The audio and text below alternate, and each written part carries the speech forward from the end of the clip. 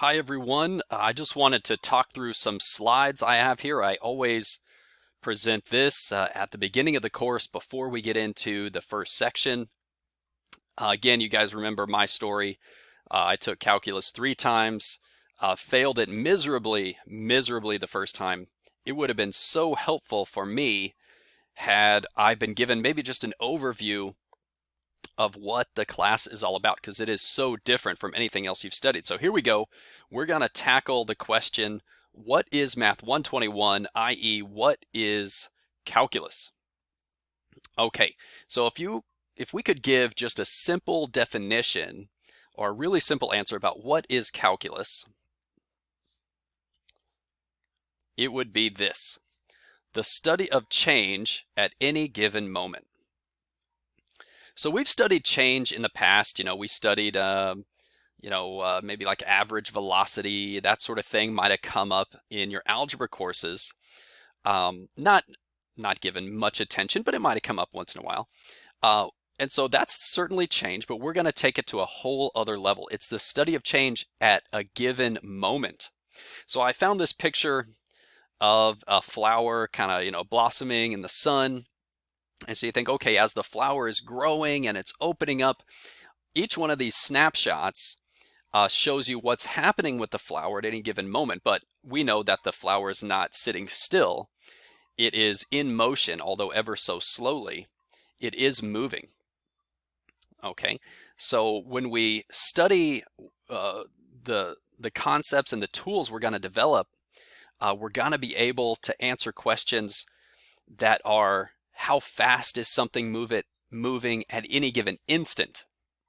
All right, so maybe like imagine, like an object flying through the air. Maybe like you throw a basketball up through the air.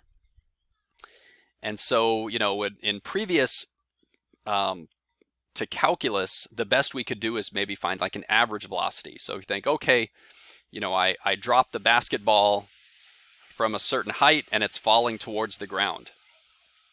Well, we can tell that the basketball is accelerating as it's falling, right? It's not always moving at the same speed.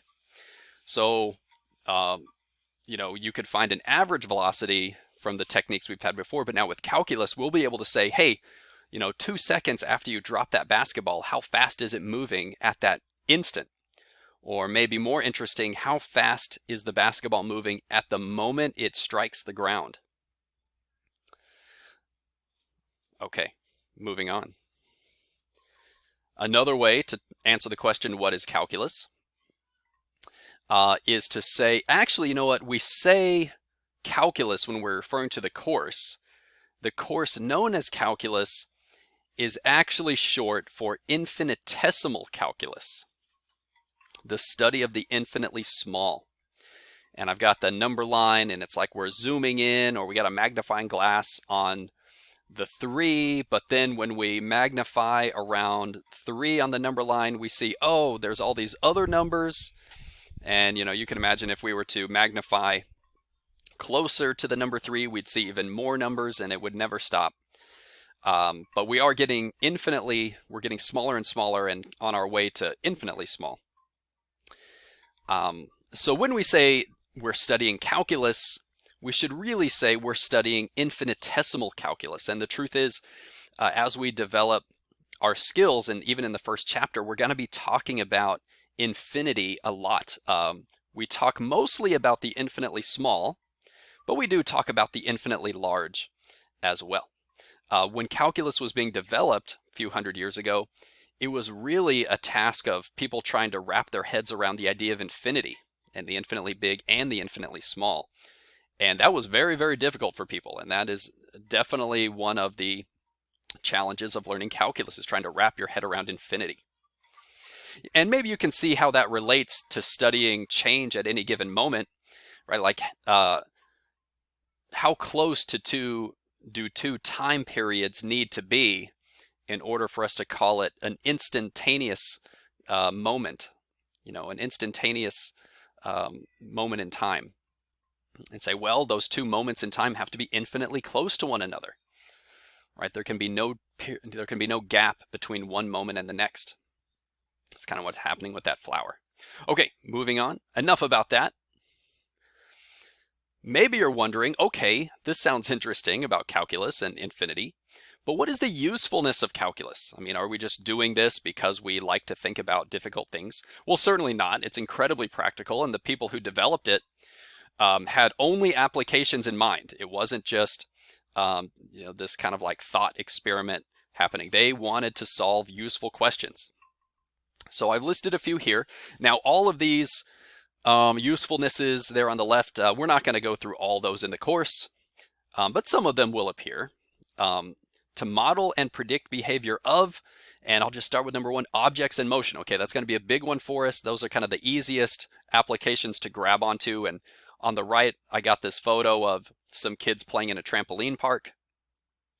And pretty much everybody there in that photo is in motion, but we're just taking a moment in time to capture the image. And some people are upside down, some people don't really seem to be moving at all. Some people seem to be moving very quickly, right? They're more blurred. Other people are more clear in the photo. Even that guy in the center, he's up in the air and he's got those black shorts and a sweatshirt, yellow stripe down his shorts. And he's definitely up, floating up in the air. Yet he's very clear in the photo. It's like he's at the very top of his bounce, and so he's kind of pausing in midair almost at the top of his bounce, so he comes in really clear, but he's definitely in motion. Okay, with some other applications, population growth is going to be a good one for us. How fast is a population growing or decaying at any given moment?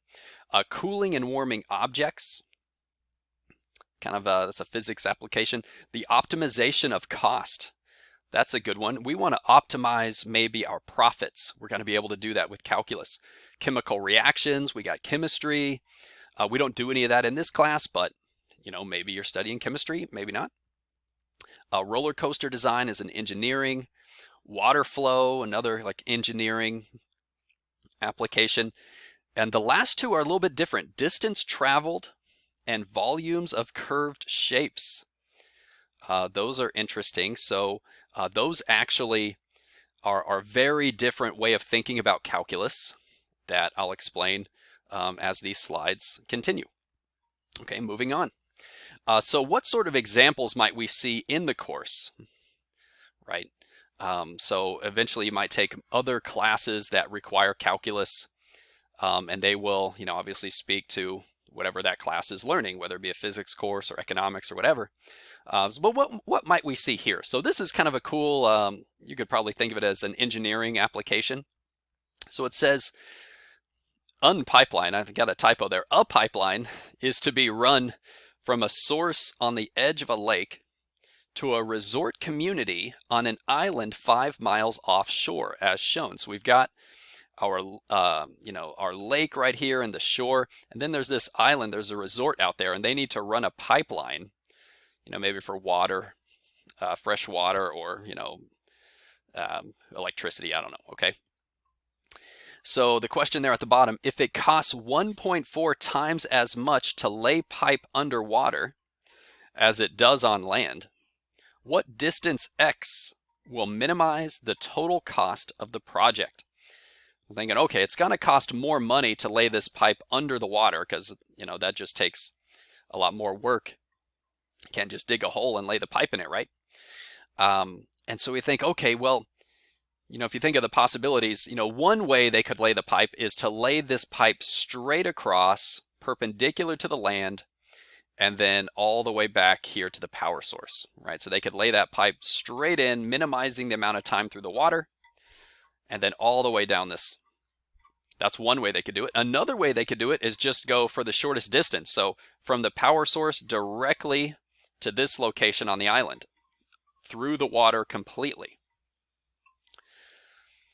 But it turns out to minimize the cost, it's probably somewhere in between. You probably don't want to go straight to the shore and then over, because that's just more pipe you have to lay. And I think you definitely don't want to go the shortest distance through the water completely. That's going to cost more. The most cost-effective way to do this will be to find some angle to come into the shore and then continue on from there by land. So the question is, okay, how long should that distance x be to minimize that cost? And that's going to be a question that will come up much, much later in the course, a couple months into the course, but that's where we're headed. Okay, here's another one. Here are the functions representing cost and revenue for a particular video game. So we can see the graphs of them. So let's say, the blue is the revenue for this video game, how much money we're bringing in. So you think, okay, so at first the video game, it comes out and maybe it's really popular and lots of people are buying it up when it's released, and so we get all this revenue. But over time, less and less people are buying it per year. We're still making money though. And then here's the cost of, keeping that video game, that one particular video game, keeping it going. So at first, the cost is fairly low because we're mass producing this game. We know it's going to be popular. We're pretty sure lots of people are going to buy this. So it's like, less money. Less money per.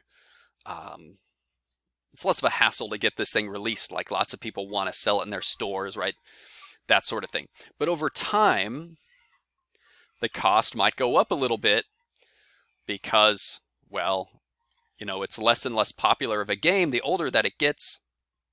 And so the costs rise slowly. And so you think, okay, so what's the question then? The area between the curves represents total profit over the useful life of the game.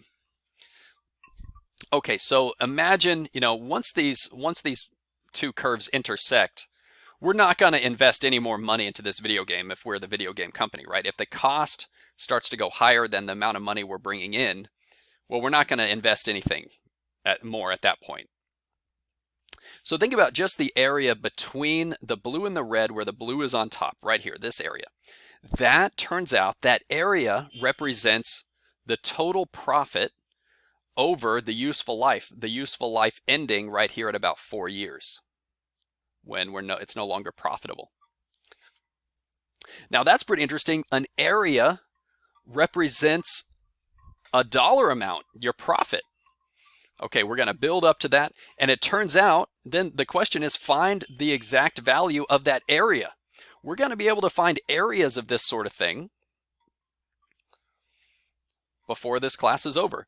A curved area, okay, this is a line, no big deal, but this curve, it's almost triangular. We're going to be able to find that area exactly, and that area represents the total profit we get of this game over its lifetime. Pretty cool. Okay, moving on. Okay, let's wrap things up here. So turns out there's two branches of calculus. They're called differential calculus and integral calculus. We spend most of our time, the first 3/4 of the course, is talking about differential calculus. That was actually that first example, laying the pipe, and most of the things on that list of the applications, that was differential calculus. We'll also study integral calculus.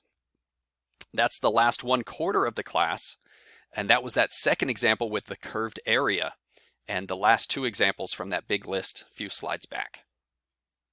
Okay, now it turns out we can talk to each one of these a little bit deeper, so I'll just show you this. This will be helpful as the course gets going. Differential calculus, we study the instantaneous rate of change, known as derivative.